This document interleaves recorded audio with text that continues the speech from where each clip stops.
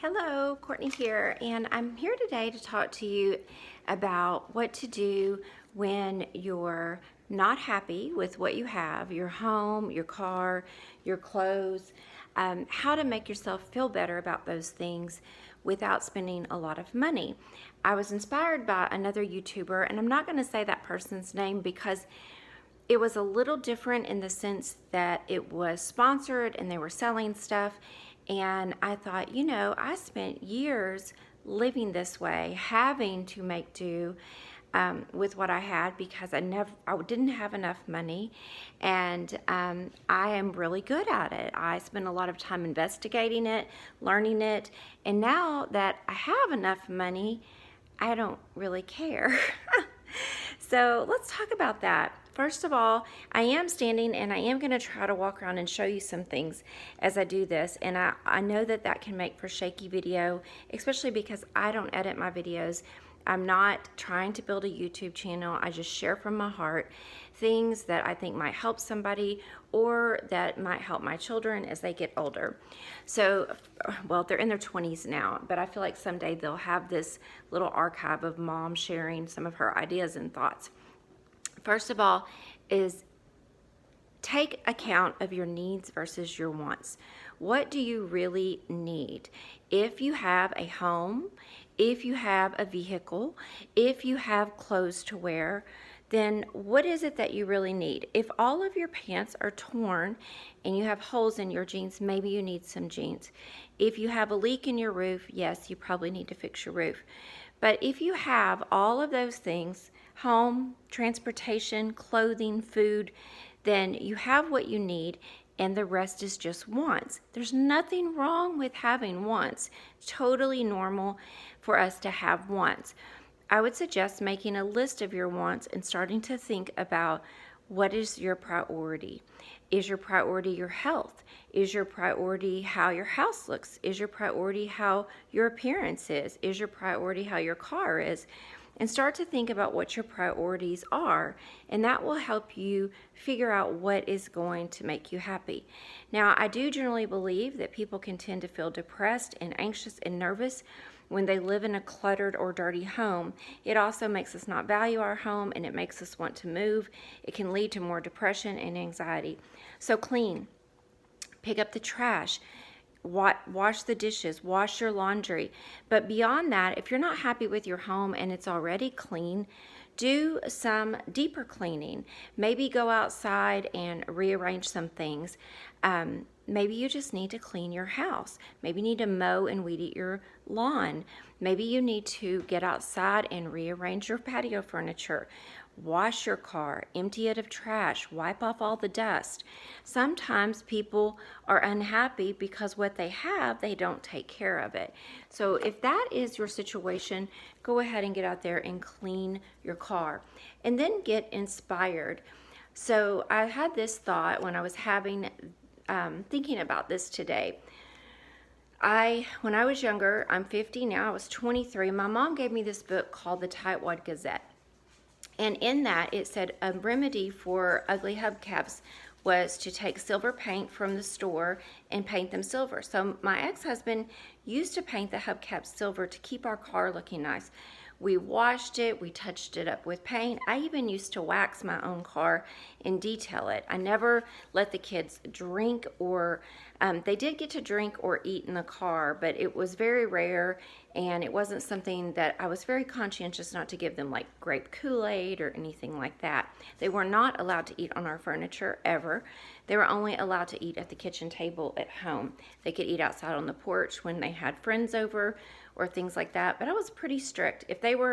We had a basement. If they were downstairs in the basement, I might let them have granola bars and, water or something like that. But being mindful of keeping things clean and being inspired. What do I mean by that? I think I went all over the place with that one. So picking out pictures. I'm going to try to show you here. This is a little reading nook that I have. I looked on Pinterest for reading nooks. Every bit of this except the pillow I did not own at the time. You see, I have a chair here, a comfy blanket, an old footstool. I have a little table there with a lamp and a coaster and a book. and a beautiful window here with a view. I found a picture on Pinterest. You'll do best if you don't have money to buy things to go with eclectic or bohemian styles. It's much easier to decorate if you will decorate without style. And I just put it together. I got inspired. So I use Pinterest to inspire me, but I don't have a problem feeling comparison. I do not get emails from places like Wayfair, or I don't know any of the other ones because I just don't do it. I do not go browse decor shopping. If I need something, sometimes I will go to a flea market and look, but rarely do I actually need anything because I have thought about my needs and wants. Recently, I wanted for some lighter weight plates because my plates are very heavy, and my mother-in-law came over and she could not pick them up very well. She's about 80 pounds.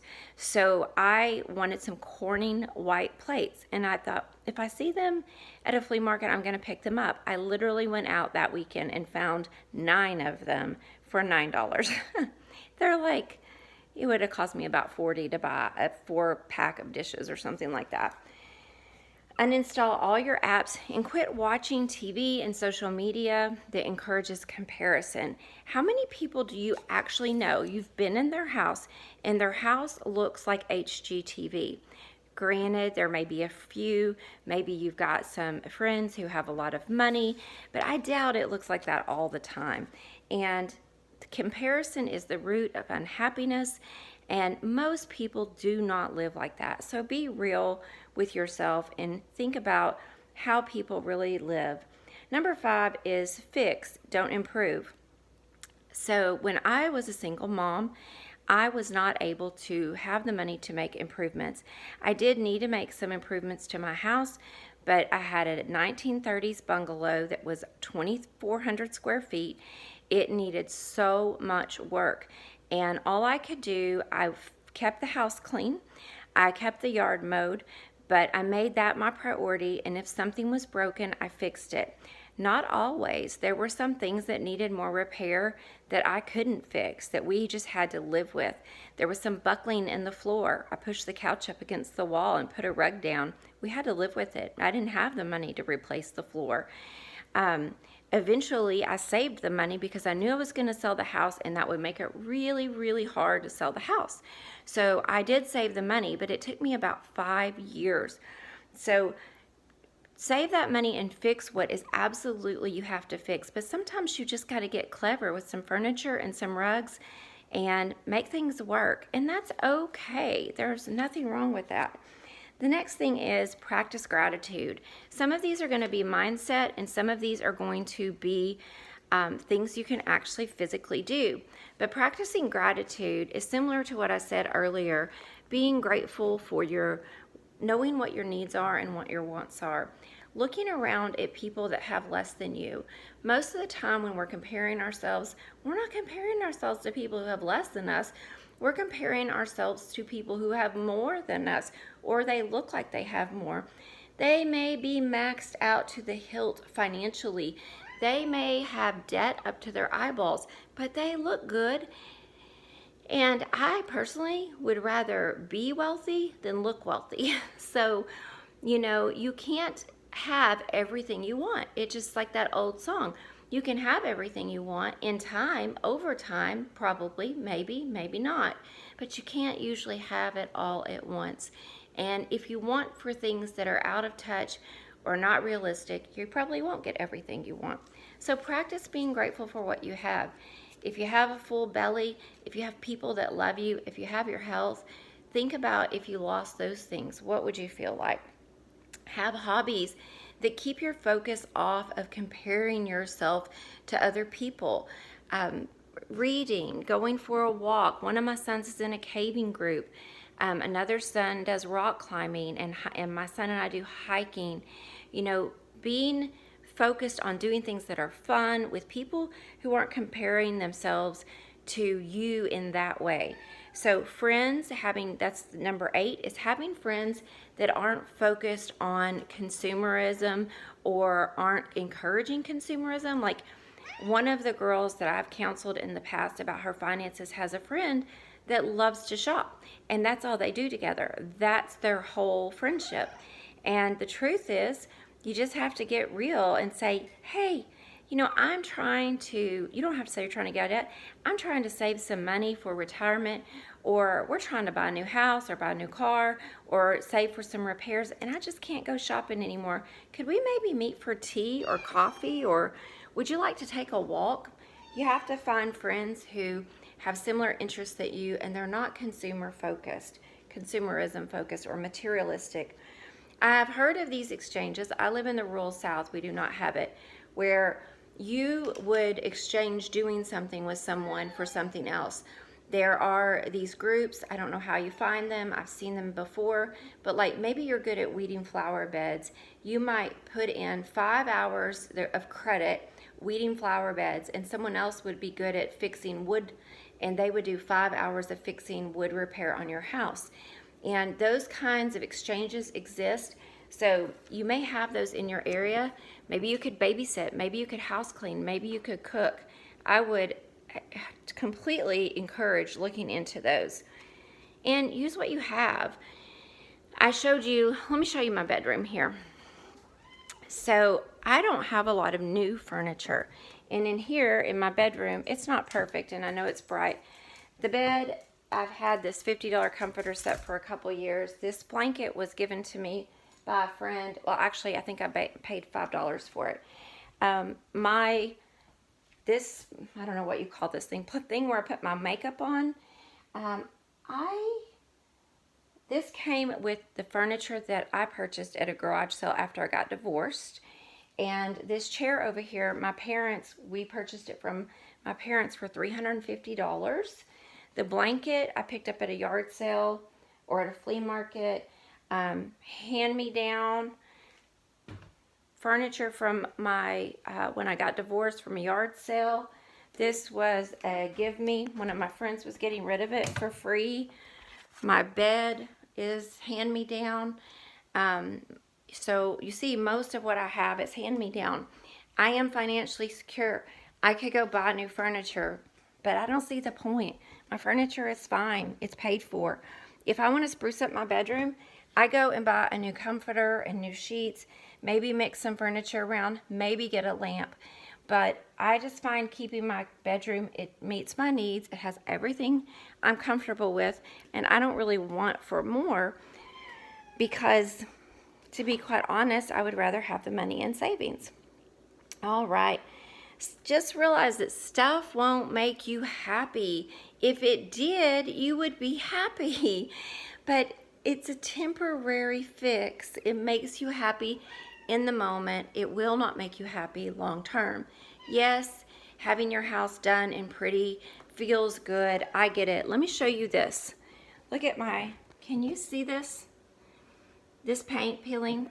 My house is 3 years old. I paid a lot of money to have these cabinets. These were recycled cabinets, and I had them stripped and painted, and they're peeling all over the place. It's going to cost a couple $1,000s to get them repainted, and I will eventually, but I have some other financial goals right now. I have the money to repaint them right now, but having the money in an emergency fund is more important to me in the event of an emergency. And quite frankly, peeling paint is not an emergency. And so for me, I'm living with it, and people may come over and I'll be like, oh yeah, well, and I just said this to someone the other day.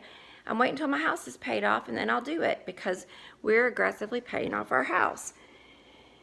Okay, I did get this from that last video, and I thought, so friggin' smart. Cook a warm, cozy meal. Make a meal that you enjoy. And you're probably thinking, what in the world does this have to do with feeling better about your home?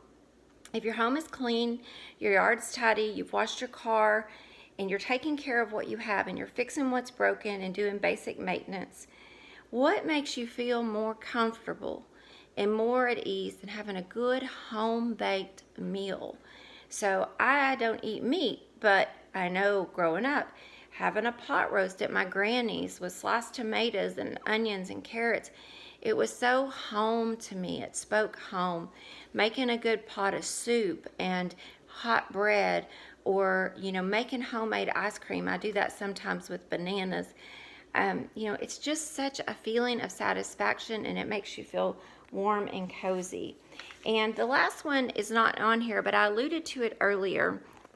I want to also show you some other things that are broken, but we originally, you see my door? It's got, I don't know if it's got a hole in it. My dog will probably go out of it. And this is my backyard. It needs to be mowed because our mower broke, and we bought one and we're waiting on it to be delivered.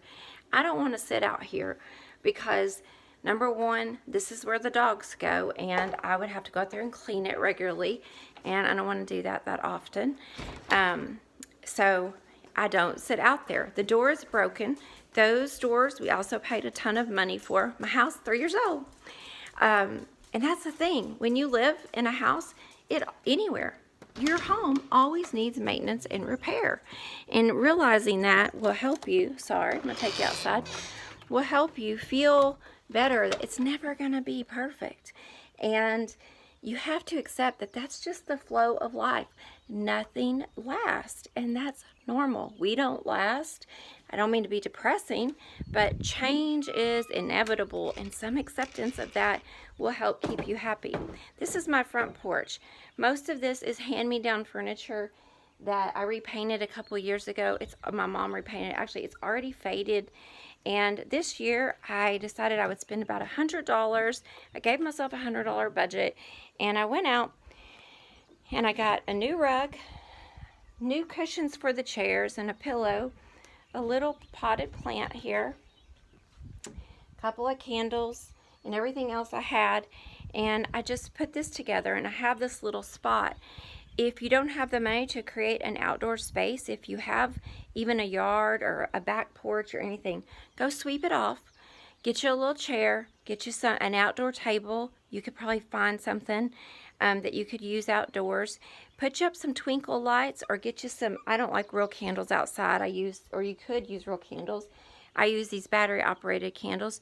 And make yourself a little spot just to go sit, just to get some fresh air. My son lives in the city, and he has a little stoop. If he wants privacy, it backs up to an alleyway, but he could put, he could put a chair back there and some twinkle lights, or even in his front yard. Find a little spot, and if you don't have an outdoor spot, create a spot by a window. I hope this has been helpful to somebody. I know that a lot of people struggle with not feeling happy with their home, with their car, with their clothes. I didn't talk a lot about clothes, which is funny because I'm about to go do that right now. I've spoken about this in my other videos. I'm about to go get 10 clothing items that I can wear for over the next 2 weeks. I'm going to go put together outfits, and I talked about this in a recent video.